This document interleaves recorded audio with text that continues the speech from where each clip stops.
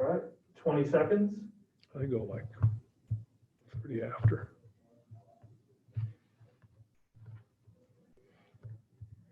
Hey, broadcast, but it takes a while to populate, so we'll go on like 15 minutes. Yeah.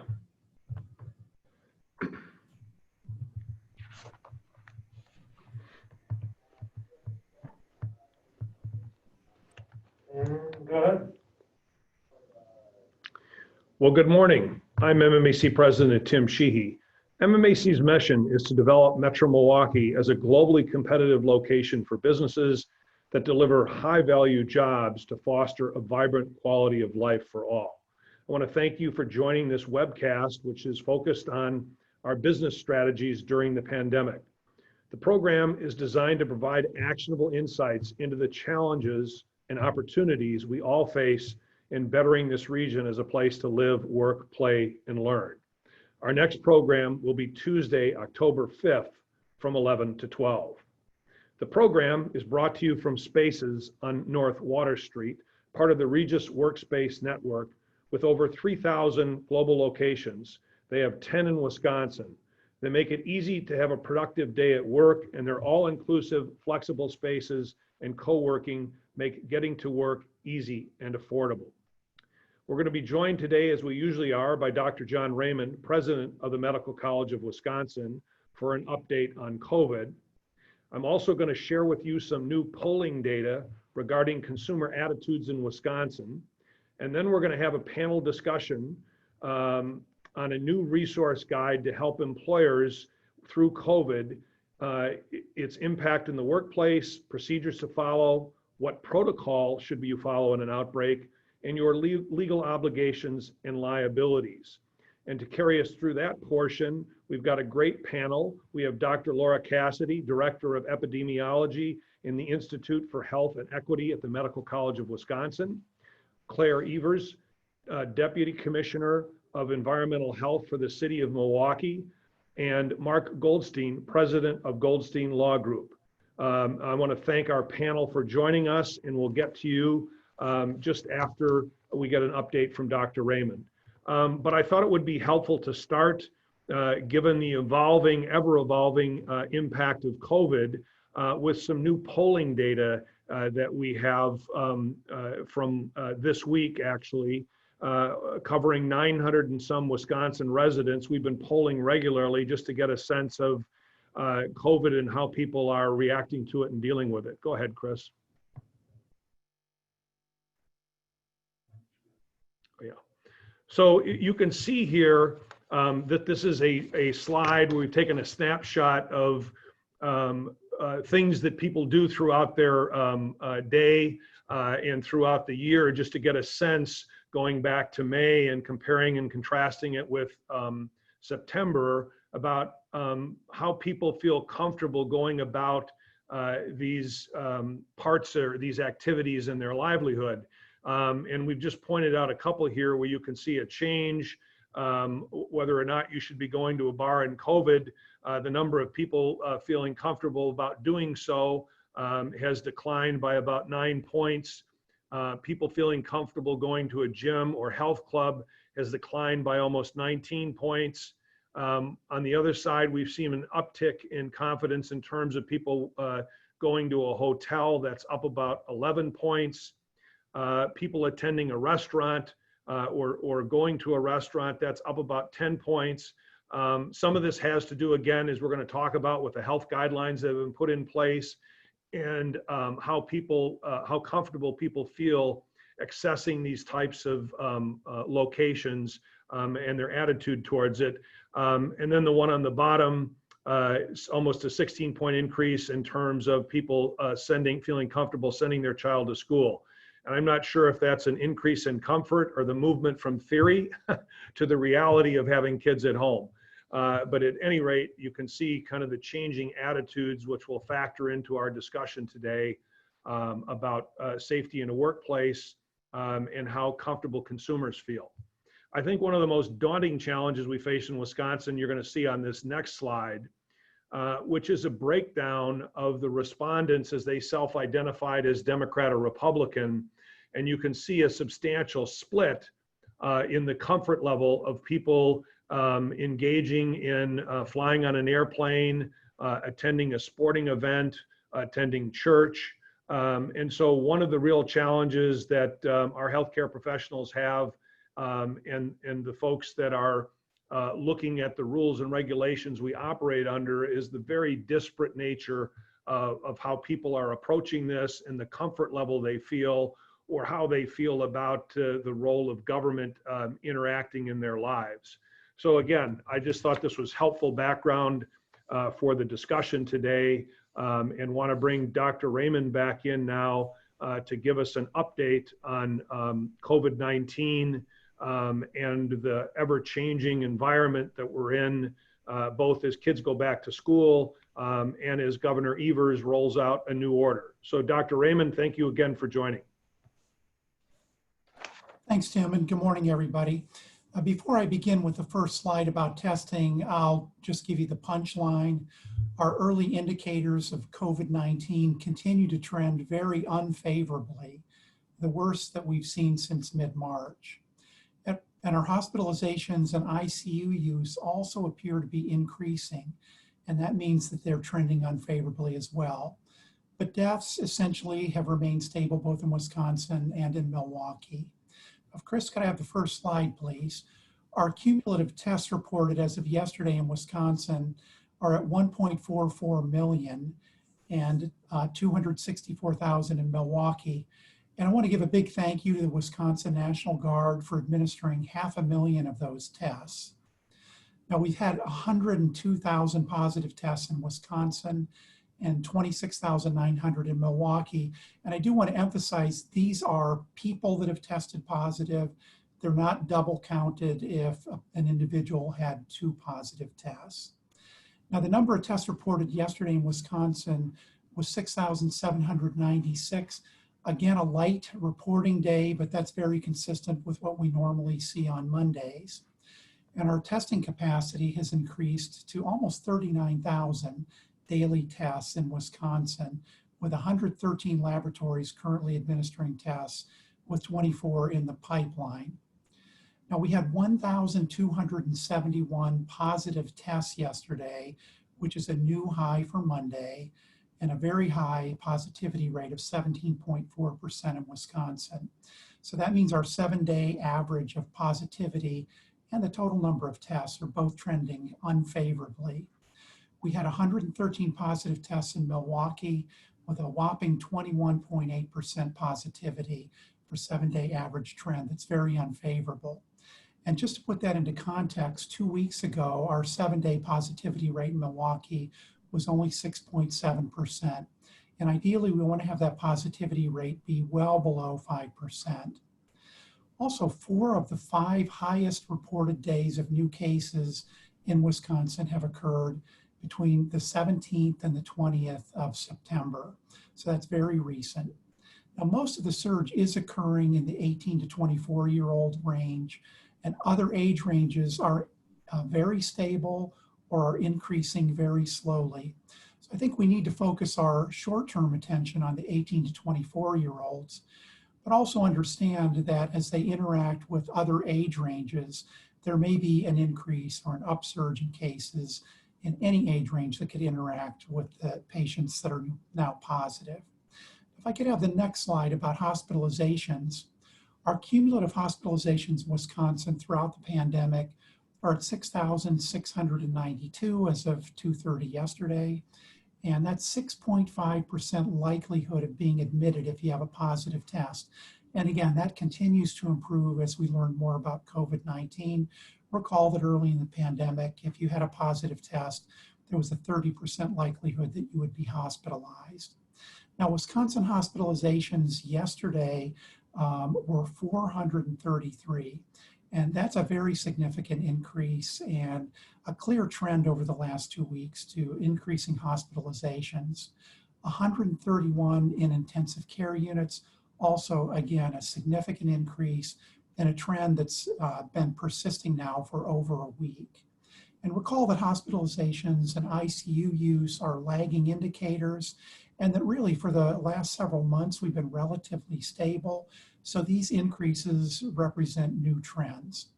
On the other hand, our ICU bed capacity remains stable, and it is adequate at 366 available ICU beds. Ventilator capacity is copious and stable at 1,926 ventilators available. And our PPE trends are stable with the most critical needs of goggles and gowns. But this also is improving as our supply chain becomes less fragile and more robust. Next slide, please. I just want to give a summary of the cases. Of all the cases that have been positive in Wisconsin, we have almost 85% that have recovered, or nearly 87,000 people. We have 14,404 active cases, or 14.1% of the total positive tests since the beginning of the pandemic. And 1,244 people have died at a 1.2% case fatality rate. And just recall that death is a highly lagging indicator, but up to this point, the death rate in Wisconsin has remained relatively stable, and the death rate in Milwaukee has been slowly trending downward. I'm not going to go through all of the table here on this slide, other than to say that we continue to see that COVID-19 disproportionately affects people and communities of color. And the trends that we've noted before continue, with increasing percentages of white and Hispanic or Latinx cases and deaths. Now, the doubling time for positive tests in Wisconsin has stalled at 45.1 days and is at 83.7 days in Milwaukee, also stalling. The daily growth rate of positive tests is actually trending unfavorably at 1.9% in Wisconsin and 0.7% in Milwaukee. The reproductive number is reaching all-time highs at 1.29 in Wisconsin and 1.50 in Milwaukee. And these are trending very rapidly, very unfavorably. And recall that the reproductive number ideally should be well under 1. Now, indeed, if you are a follower of the RT Live website, this morning showed that Wisconsin has the highest reproductive number in the country. Next slide, please. Now, this slide shows the 7-day average reproductive numbers since mid-March for Milwaukee in tan and Wisconsin in blue. And I'd like to draw your attention to the far right, showing that the reproductive numbers began to rise and to trend unfavorably 3 weeks ago in Wisconsin and 2 weeks ago in Milwaukee. Next slide, please. Now, this slide shows the pandemic trajectory in Milwaukee and Wisconsin. Milwaukee shown in pink, and Wisconsin is shown in light teal. Now, a downward deflection is good, and that would suggest that the pandemic is decelerating. And indeed, in August, Milwaukee was trending very favorably, but unfortunately, that trend began to reverse about 2 weeks ago, as indicated by the clear upward deflection bracketed by the 2 circle head arrows on the right. Next slide, please. This slide is just presented for you as to summarize the key trends for COVID indicators. And as we can see, that cases and positivity rates in Wisconsin and Milwaukee are surging, and the reproductive number is increasing. And we also should note that really for the first time in many months, the hospitalizations and ICU uses are increasing. And recall that ICU and hospitalizations lag new cases by 2 to 4 weeks, and that deaths may lag several weeks more. So what I'd say is, in terms of hospitalizations, we're seeing better results than we were seeing early in the pandemic, with fewer hospitalizations per case. And indeed, the deaths appear to be stabilizing or going down. And I think there are 6 reasons for that. We have a younger demographic now with positive cases, more testing capacity, a clear focus on nursing homes and work environments in which social distancing is difficult, better contact tracing, better supportive care, and the use of face coverings, which I might point out that could improve outcomes even in people who become infected with COVID-19, because there's a growing awareness that face coverings reduce the amount of virus to which a positive case has been exposed, and therefore the people may not be as ill. However, we do need to ensure that the growth of new cases doesn't outpace our improvements. So it remains imperative that we continue to practice diligent physical distancing, hand and respiratory hygiene, face coverings, and sanitizations. And those remain the best tools that we have to keep everyone safe. Next slide, please. Now, this slide simply provides a framework to understand the strategies that individuals can deploy to mitigate their risk. The idea is that we need to reduce the number, the proximity, the intensity, and the duration of potential exposures to COVID-19. And this framework helps us to understand why specific mitigations reduce risk. For example, avoiding crowds, staying at home, working from home, reduce the number of potential exposures. Maintaining a physical distance of 6 feet or more reduces your proximity. Avoiding indoor situations, wearing a face covering, avoiding singing and shouting, reduce the intensity, and then limiting your time of exposure, limit your duration. All those can reduce your risk. Next slide, please. Now, all the remainder of my slides focus on COVID-19 vaccine progress, and you can download those from the chat box, and thanks to Chris Jenkins for making those available to you. Now, this slide highlights two key questions about COVID-19 vaccine progress. The first is, will we have a COVID-19 vaccine in the US by the end of 2020? Now, based on what we know right now, my opinion is yes, we probably will, but it's going to be limited initially to frontline healthcare providers, first responders, and high-risk populations. And we should note that recruitment for the big three phase 3 clinical trials of vaccines in the US has actually been slowed by the deceleration of the pandemic in the US that we saw in July and August. So it was more difficult to recruit patients to those clinical trials. I also would note that it's likely that no single drug company is going to be able to meet the short-term demand for many hundreds of millions of doses needed. So we really would hope that all three of those phase 3 studies result in marketing and distribution of vaccines in the market. The second question is, will it be safe?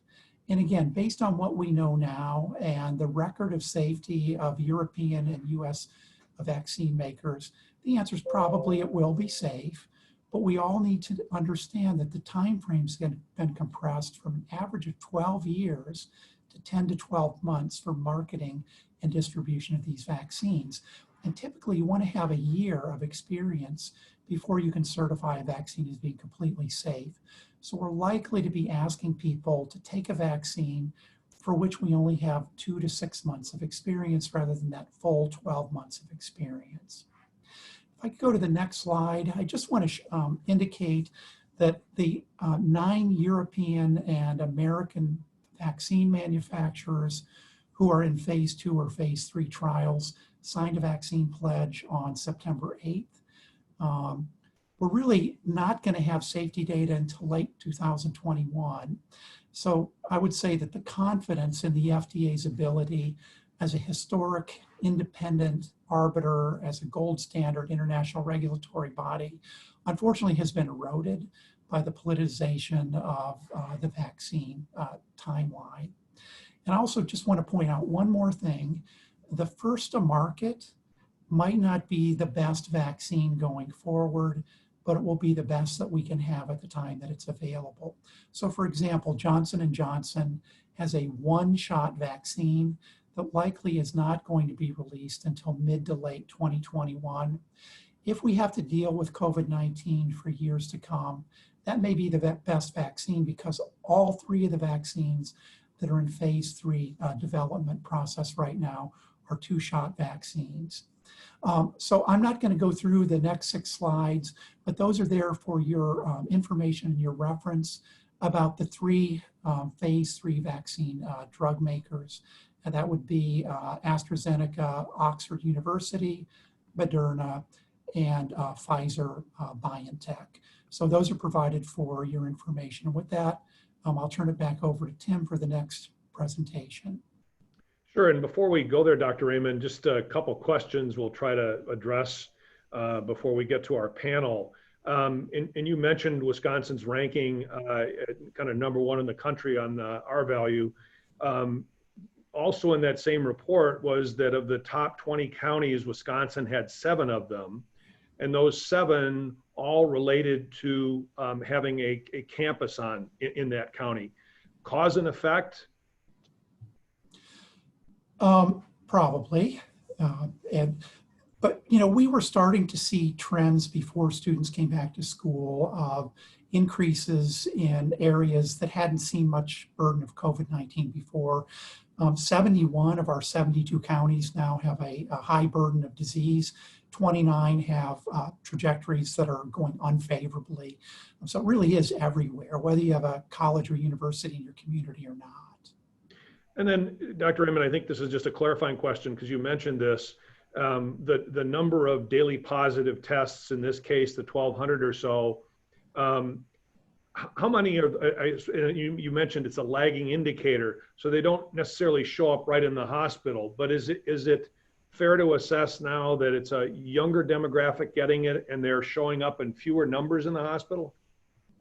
Yeah, Tim, I think that's fair to say that younger people are less likely to be hospitalized. To be clear, young people can become ill and require hospitalization. Some can die, but that's less likely than the older demographic group. But one thing that we all need to keep in mind is that students aren't just going to isolate amongst themselves. They're going to interact with coworkers, family members, and other people in the community. And so we really need to be looking out for those secondary infections that might lead to increased hospitalizations. And we may actually be seeing some of that. Again, for the last week to 2 weeks, we've seen an uptick in hospitalizations that we really hadn't seen since early in the pandemic. We've been very stable for the last few months. And I think that is a reflection of those secondary transmissions to other people in the community. And Dr. Raymond, can you pinpoint where the hot spots are for hospitalizations or ICU admissions? Are they tracking with the outbreak in the counties or not so much? They're pretty much tracking with the outbreaks in the counties. And again, it is interesting, southeastern Wisconsin, even though our uptick came a little later than the rest of the state, we were actually doing quite well. We have most of the colleges and universities in the state right here in our region. And so I think, we're gonna probably see an uptick. Again, it really is everywhere in the state. And then can you comment at all on the extension now that the governor announced today, the extension of the mask ordinance? Well, again, I'll try to be apolitical about this. We know that masks work, period. That's definitively been proven, and that mask mandates increase compliance. Mm-hmm. And with the upsurge that we're having right now, the more things we can do to get people to wear masks, the better off we're going to be. And that applies not just to our health and well-being, but to the health and well-being of the economy. Yeah.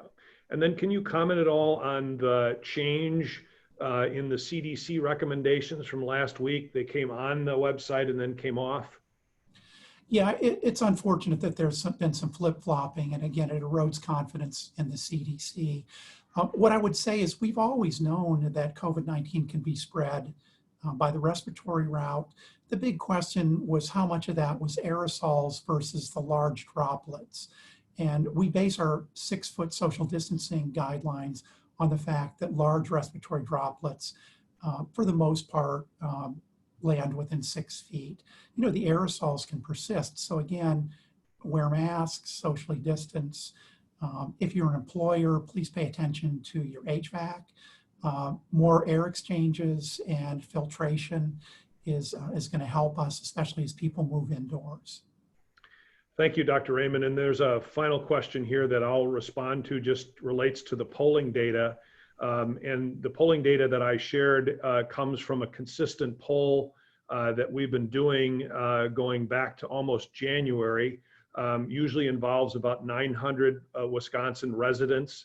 It is not a political poll. It's purely a poll to get the pulse of people in Wisconsin, how they're addressing the COVID crisis, trends that we can identify to help policymakers and business leaders with decisions, and also identify consumer confidence. So the poll I shared that broke out Democrat and Republican is not a political statement. It is just a statement of information that we gathered from the people that participated in the poll, again, to give us an indication of the differing views across the state of Wisconsin.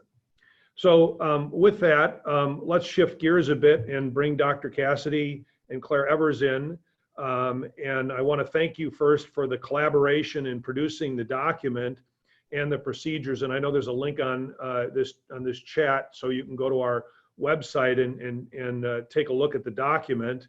And a very important collaboration between the Medical College, Milwaukee's Unified Emergency Operations Center, the Wisconsin Department of Health Services, the North Shore, Oak Creek, Milwaukee, Cudahy, South Milwaukee, Greenfield health departments, along with Milwaukee 7 and MMAC. So really appreciate the work. And Dr. Cassidy, I'll turn it over to you.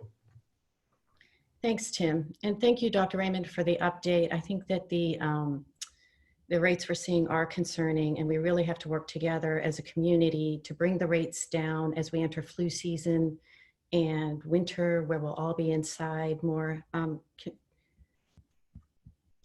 I can't see the slides. Okay, we're working on that. Okay, I didn't know if it was something I was doing. Nope. Okay. Next slide, please. Thank you. So in response to a lot of questions we've been receiving, we all collaborated on a frequently asked questions document that we could share and provide to people so that there are, consistent responses to the questions we've been receiving. Next slide, please.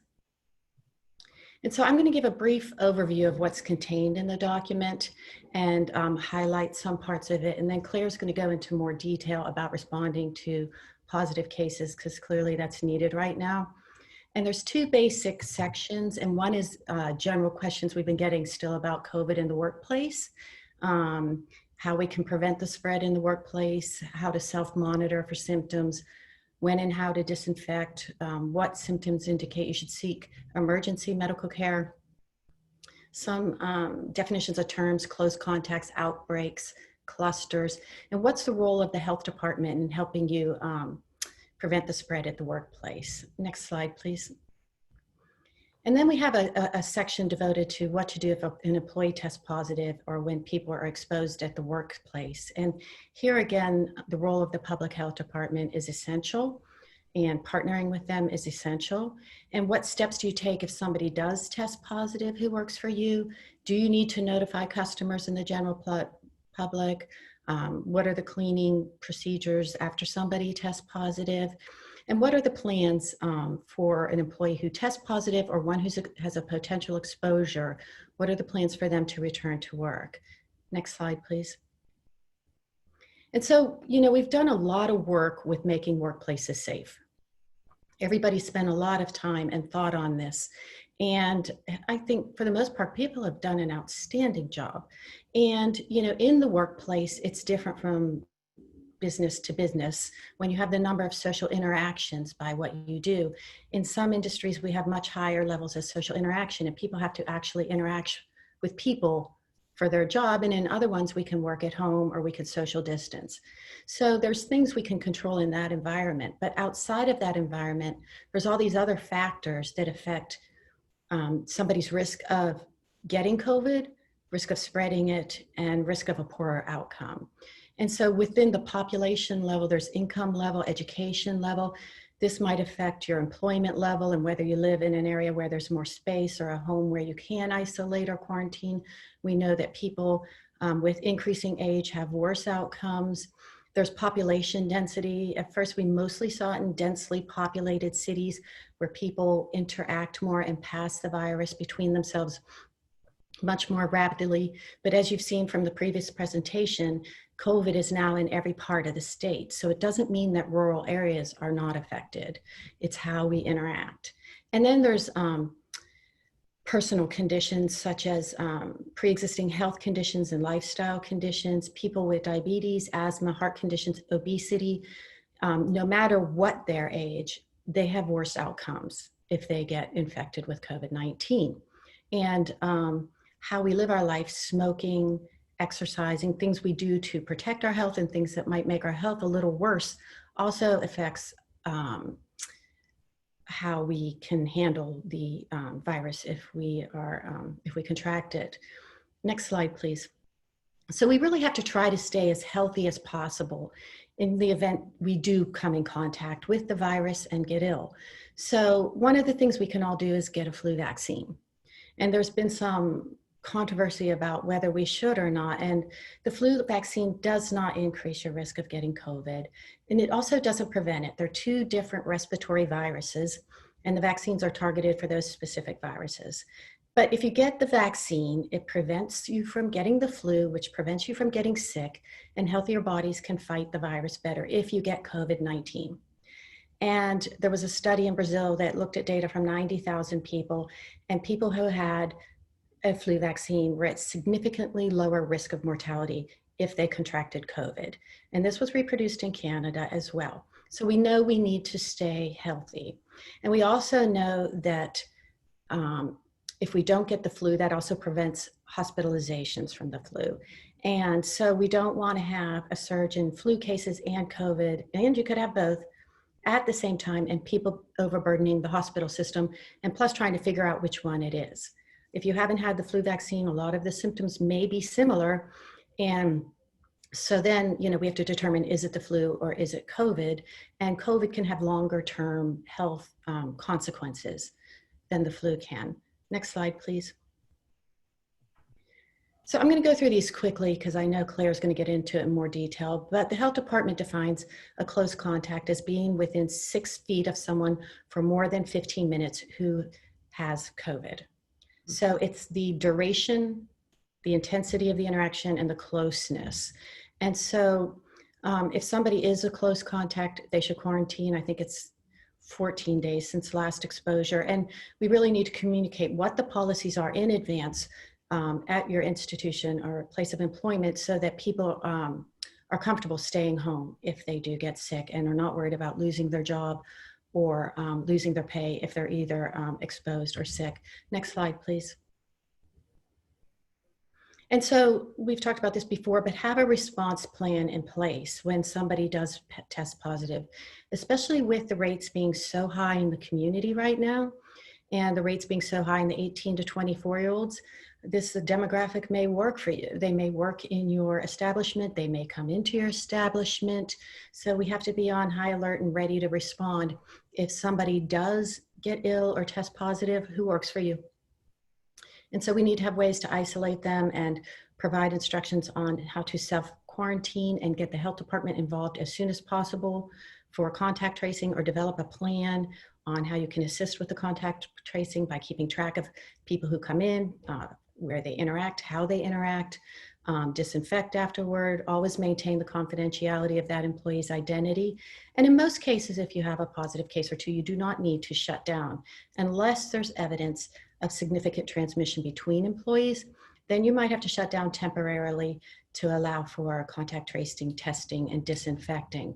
But the sooner you act on this, the better able we are to respond and minimize the spread. Next slide, please.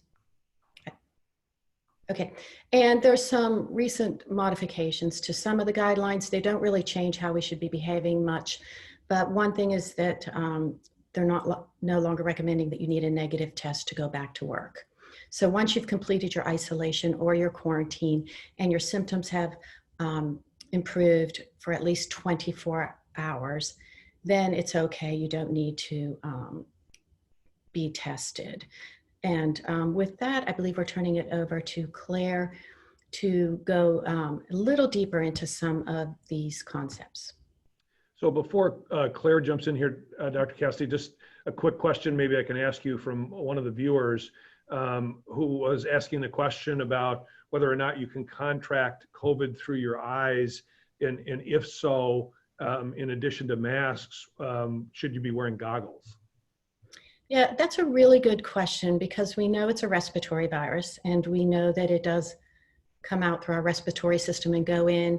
And I do think there's some evidence that, you could have it on your hand, touch your eye, or especially with healthcare workers, if they're interacting with somebody and managing their respiratory system, I do believe they protect their eyes. So my advice would be we're still learning what we have strong evidence for. is that it's passed through the respiratory system. So if you're more comfortable wearing glasses, I think better safe than sorry. And then again, maybe for both of you, if someone tests negative for COVID after coming into contact with a person who's positive, can they come back to work prior to 14 days? Well, I guess it depends a little bit upon when they were tested, because if they were tested really early on, it might not show up. And I don't know, Claire, if there's guidances from the health department on that. Yeah, the health department would require that the full quarantine be completed regardless of a negative test, because the incubation period is 14 days. So you could test negative on day 10, but become positive by day 14. Okay. And then maybe one last question, Claire, before I turn it over to you is, do you consider it close contact even if both parties were wearing masks? Yes. Okay. Okay, Claire.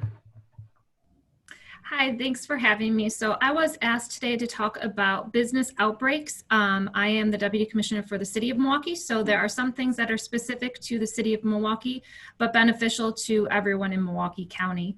I can talk a little bit about, for the city, we are in phase 4.1 of our Moving Milwaukee Forward Safely plan. We have our gating criteria, which is similar to the counties. 2 of our measures are dependent on the county measures, and the rest are specific to the city. I was just updated that as of September 17th, we have been below 10% positivity rate in the city of Milwaukee, which is different than the county positivity rate. Also in the city, we have responded to 110 business outbreaks. So the state of Wisconsin Department of Health Services has defined an outbreak at a business setting as 2 or more positive cases of coronavirus. At a long-term care facility, that's just 1 case defines an outbreak. So we get involved when there is 1 reported case at a business. So we have a team that reaches out to the manager or owner of a business once 1 employee has been identified as positive. Due to HIPAA requirements, we would never let the business know who the employee was, but rather state that there was an employee who reported to work while infectious. And then we do our contact tracing. So as Dr. Cassidy mentioned, that would be any employee who was within 6 feet for 15 minutes or more of that positive case. So when we contact the business, we go through a mitigation plan. We want to make sure that all protective measures are in place. We want to work with the business. We don't want to work against you. We have found that the most important thing in responding to a business outbreak is acting quick and making sure that we're quarantining anyone who was in contact to limit the spread.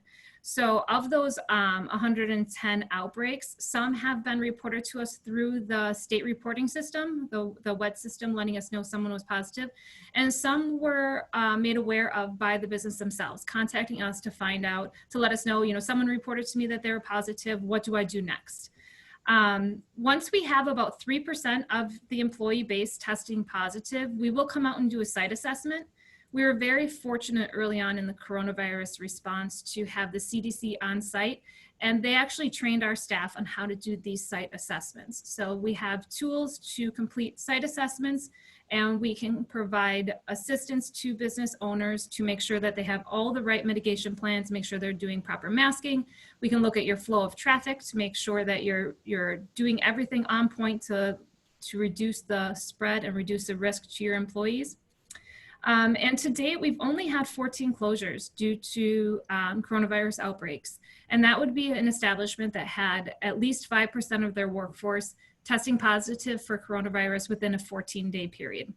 There have been other establishments that may have closed voluntarily when they've had an outbreak, but we've only had to issue a closure order to 14 establishments in the city of Milwaukee, which is really fantastic. That shows us that once we have a notification of a positive case, that businesses are doing what they need to do to limit the spread. Most importantly, as Dr. Cassidy mentioned, having employees feel comfortable to stay home and quarantine for that 14 days if they have been in contact with someone else. We have a lot of resources out there to help you. You can always call 211, which is the main dashboard, to get support. If you're wondering about test results, if you're wondering about what do I do, someone told me that they were exposed, how do I handle it?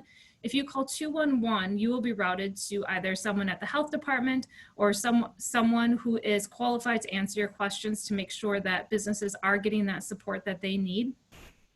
And I just want to reiterate before I'm done here that the most important thing that we can do to help businesses eliminate the risk of coronavirus outbreaks at their establishment is to be very transparent and to work with us. Contact us as soon as you know that you have someone who's tested positive or someone who has been in contact, so we can walk through all the steps that you need to put in place to limit the spread in your establishment. Coronavirus is going to happen, and that's what we've been telling businesses. Don't be ashamed that it's happened. It doesn't mean it's your fault, doesn't mean it's your employee's fault, but just contact us to get the support that you need to eliminate the spread and just move forward. Thanks. Thanks very much, Claire. Maybe a quick question for you that came in. The rates, it sounds like on the north side and the south side spiked last week. And I know a lot of the schools are watching this for their school populations. Any sense of what's happening or what we could do to impact those rates so schools feel more comfortable opening? Yeah, so we work with schools very closely. And what's really important is we have in the city of Milwaukee, all schools submit a school safety plan that we review and provide feedback to make sure that while the children are on campus at their schools, that they're safe from contracting coronavirus. The real big need that we see in our community is how people are behaving outside of school. So we're seeing kind of a trend where children are being sent to school symptomatic and COVID positive. We need to make sure that, you know, parents and guardians and our community are taking it seriously and keeping children home if they've been exposed. We've also been hearing that some guardians and parents don't want to get their children tested because they don't want to have to quarantine their other children. So it's really a challenge that we need to make sure our community understands how you behave outside of school is directly going to affect how your children can be in school and how your community can be open outside of school. Because if rates continue to increase, that's going to affect every sector of our economy and our community. And so we really need to make sure that people are heeding the advice, you know, quarantine when you need to quarantine, keep your children home if they're symptomatic, and that will help the community numbers. And then one last question before I turn it over to Mark here is the 211 number only for Milwaukee County? I believe it is just Milwaukee County, but I can find out and I can put it in the chat before we're done here. Thank you very much. So Mark, a lot of really good information today from both Claire and Dr. Cassidy. You're in the business of giving advice. I want to appreciate your time again as president of the Goldstein Law Group, and you've got some advice to share with us given the current circumstances.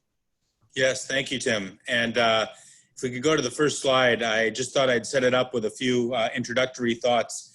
It's great to be with you, of course, but the news is hard to process. There have been many developments since we last spoke, and we've made progress in some areas, but we're still struggling with the basics in many respects.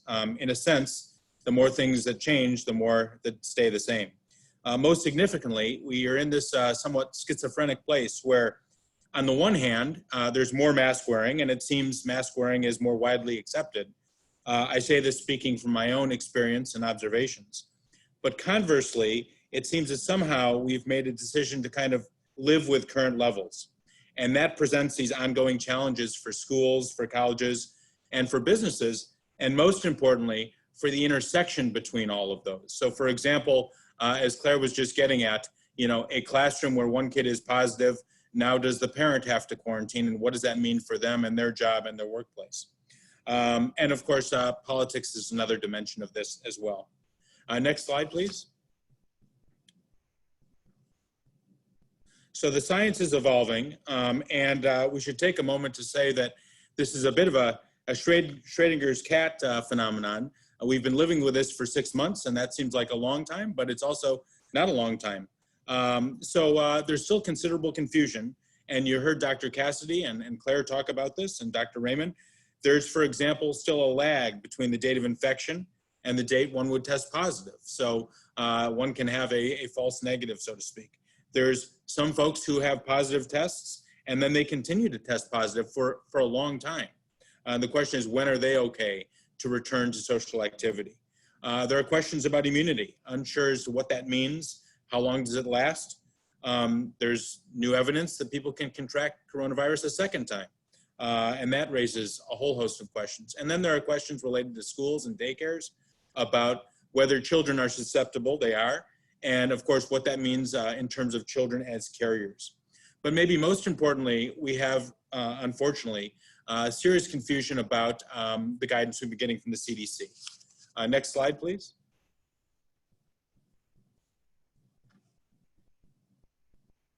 So the CDC, unfortunately, has had some credibility issues as of late. And Chris, if you can get all the points up there. In August, the CDC came out with a statement that folks who are not symptomatic don't have to get tested. That was a change from prior guidance, and that was ultimately reversed just last week, September 18th, related to close contact. If you've had close contact, whether or not you're symptomatic, best to get tested. As was earlier mentioned, the CDC also published and then withdrew information just yesterday about how coronavirus is transmitted. So that was on the website yesterday and then went away. So there's some real questions about the information we're getting from the CDC, and the punchline here is that we do have some clear information, and it's especially good that we're talking here today because the guidance that the state has issued, the guidance that the city issues, the guidance that the MMAC has put out allows us to have a little more clarity as to where we stand. Dr. Cassidy went over these points, but I think it's worth reiterating just briefly.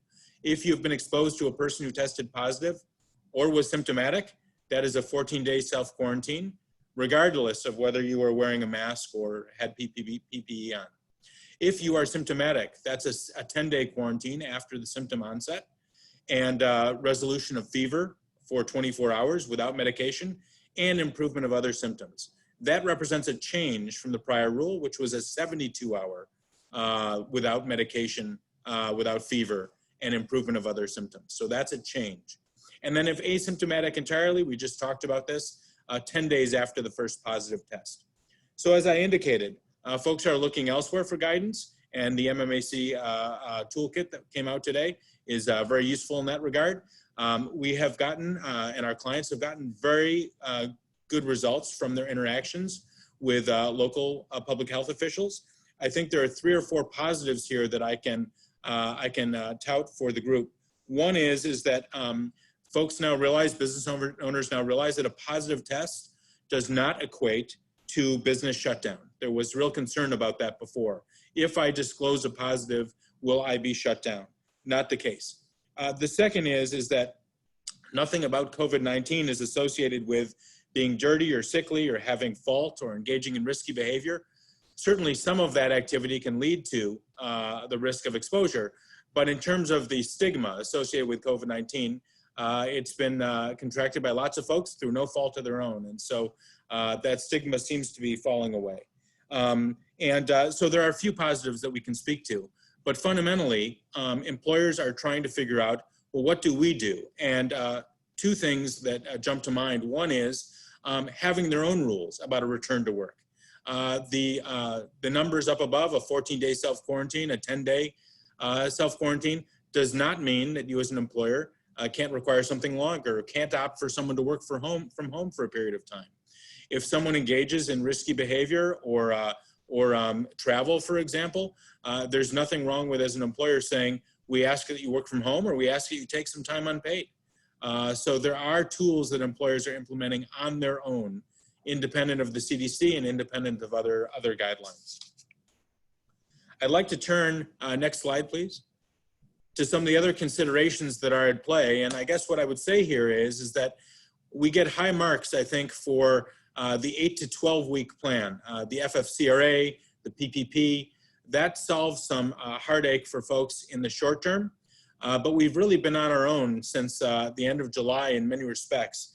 And let me just go through all these various things at play. So the FFCRA involves the employee paid sick leave and the employee FML, the emergency FML.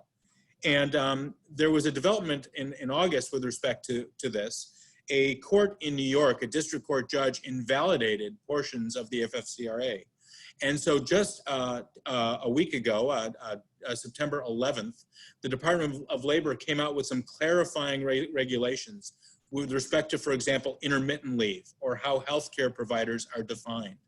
So some folks are still struggling with when does EPSL come into play? When does EFML come into play? Remembering to post those requirements, remembering that this is all funded by a tax credit. But there's still some moving parts with respect to and jostling with respect to the Department of Labor and how it's implementing these laws and how the courts are interpreting them. Let me give you one example. Intermittent leave under the FFCRA is at the discretion of the employer. But the court in New York said, well, geez, the FFCRA is really modeled after the FMLA, and intermittent leave under the FMLA is really at the employee's request and at the employee's discretion. So the Department of Labor has reiterated its position that that is not the case, but there's still, as I said, jostling going on as to precisely how this is to be best implemented. With respect to PPP, very important reminder, as we get into a period of time where folks are filling out their PPP forgiveness applications, one cannot take the PPP and the employee retention tax credit. You can take one or the other. And some folks are forgetting about that. PPP, it's very important to remember, am I doing this on an 8-week basis or a 24-week basis? There are a whole host of considerations in terms of that math. And then with respect to the Social Security tax deferral, this was announced by the president about 3 weeks ago. And a lot of employers are preferring not to do that. First of all, it's a deferral. It's not forgiven. And it creates all sorts of administrative hurdles in terms of some folks who opt for it, some folks who don't, some employees who may have left your employment by the time that it gets repaid in 2021. So we have not experienced a whole lot of interest in that tool.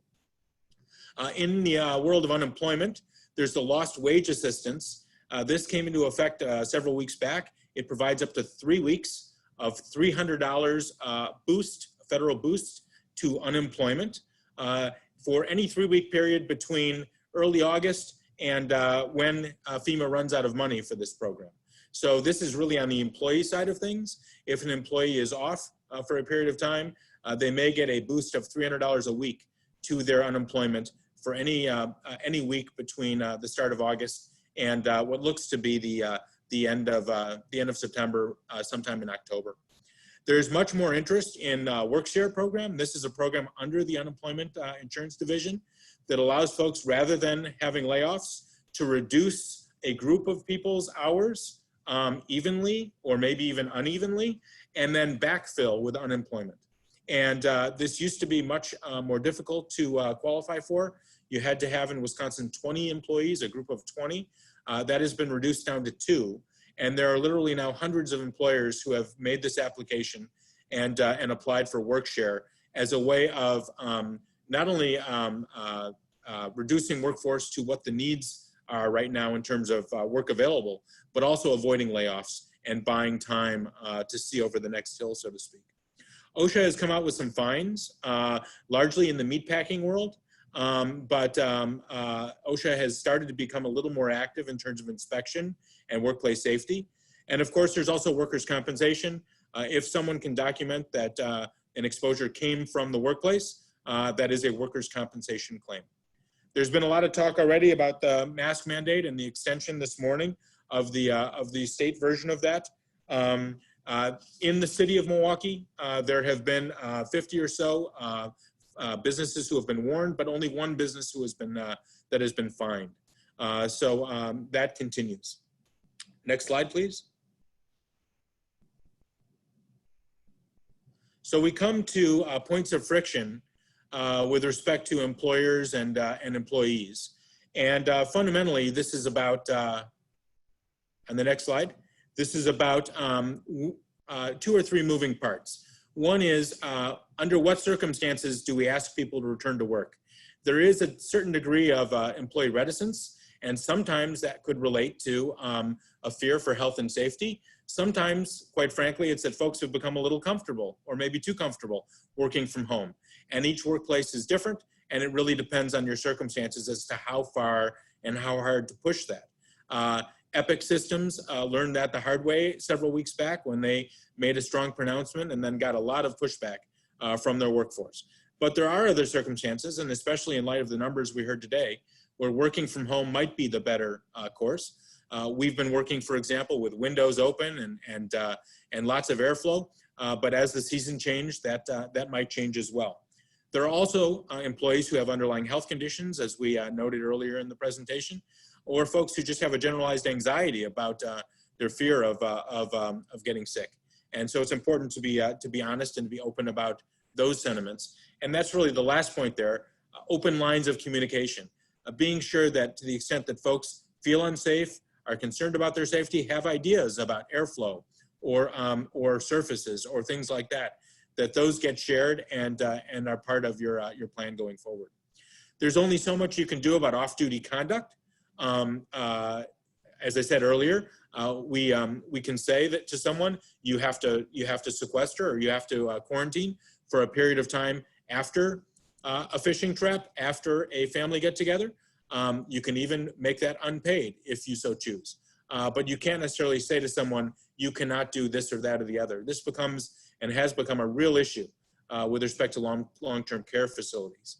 And then maybe the largest issue is what I call complacency or otherwise a weariness. We've now been dealing with this for 6 months. There is a certain complacency that sets in. There's a weariness that sets in, and that is very difficult to manage as you're trying to manage the workplace. For those who are working remotely, there are two kinds of issues.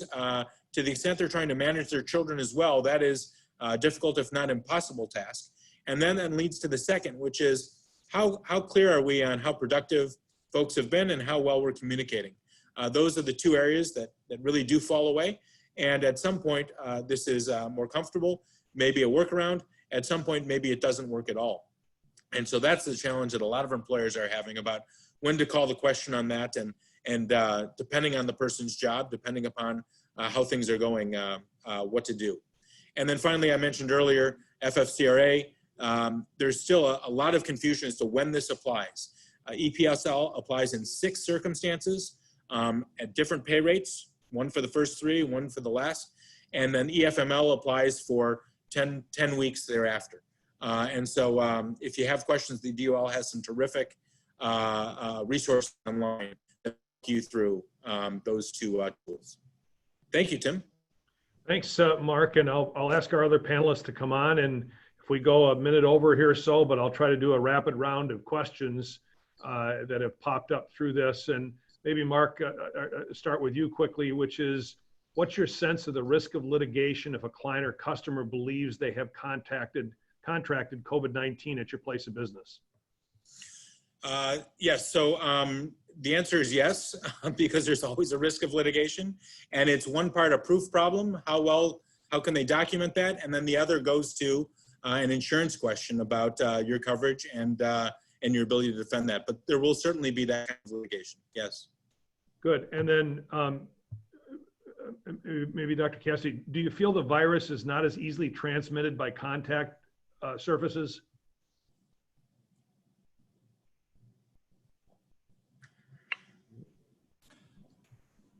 Tim, I don't see Laura, so I'll take that. I guess it depends on what you mean by not transmitted as easily. There are clear cases where transmission has occurred through touching contact surfaces like elevator buttons or microwave handles. And that is thought to be because people then touch their face, their mouth, their eyes, their nose. So what I would say is the most common source of contagion is respiratory. That's the most common way that you're going to have transmission. But we still should practice hand washing and frequent sanitization of touch surfaces. Right. And I don't know if this is for you, Mark, is the FFCRA expected to be extended past 12/31/20? I have not heard that it will be extended, but my guess it has something to do with events coming up on November 3rd. Great, great, thank you. Well, I appreciate all the time. I know there was a robust Q&A going through the chat, which is great. All of the slides are online. You can visit the website for the guidelines. And so, Mark, I want to thank you for your advice. Dr. Raymond, always a pleasure, and appreciate the thoughtful update. Dr. Cassidy, thank you for your insights. And Claire, thank you and your team for the tireless work that you've put in through this whole pandemic. And I wish you were going to get some relief soon, but it doesn't sound like it. So have a safe rest of your day. We'll see you in 2 weeks with a new program and hopefully in a little better environment.